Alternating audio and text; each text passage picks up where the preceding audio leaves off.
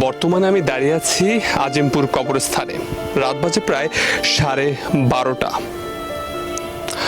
এখানে আসার উদ্দেশ্য হলো মানুষকে আসলে কিছু বার্তা দেয়া, তাদেরকে আসলে জীবনের বাস্তবতা সম্পর্কে কিছুটা ধারণা দেয়া।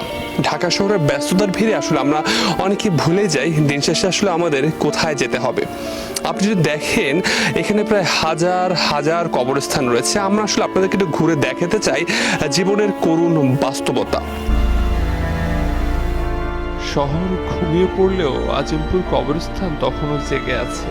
ল্যাম্পপোস্টের কমলা আলোয় আলতোভাবে ভেসে উঠছে সারি সারি কবর। চারিদিকে নিস্তব্ধতা, বাতাস খুব হালকা, যেন শব্দ করতে ভয় পাচ্ছে।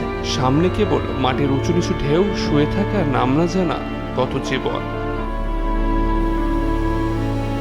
আপনাদেরকে আসলে বাস্তবতা দেখাতে চাই। আপনি দেখুন, পরিবেশটা দেখুন এবং এই কবরস্থানগুলোর দিকে একবার তাকান।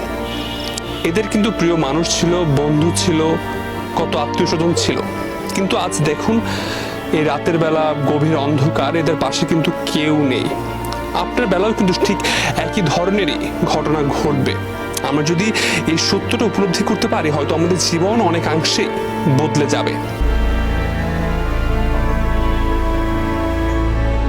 রাত গভীর হলে কবরস্থান যেন আরো নিস্তব্ধ হয়ে আসে। ল্যাম্পপোস্টের আলো ক্লান্ত হয়ে নরম হয়ে যায়। পুরো পরিবেশ স্মরণ করিয়ে দেয় সব রাস্তা একদিন এই নীরবতার দিকেই ফিরে আসে। অনেক তরুণের এই ভুল ধারণা রয়েছে তারা হয়তো বৃদ্ধ হলে মারা যাবে, কিন্তু বাস্তবতা হলো আমার কবরস্থানে এসে দেখতে পেয়েছি অনেক তরুণ কিন্তু এখানে ঘুমিয়ে আছে। তারা কিন্তু চলে গেছে পৃথিবী ছেড়ে। এবং আপনি দেখেন আমার সামনেই কিন্তু একটি কবর রয়েছে, যেখানে আমাদের মতো তরুণী কিন্তু ঘুমিয়ে আছে চিরনিদ্রায়।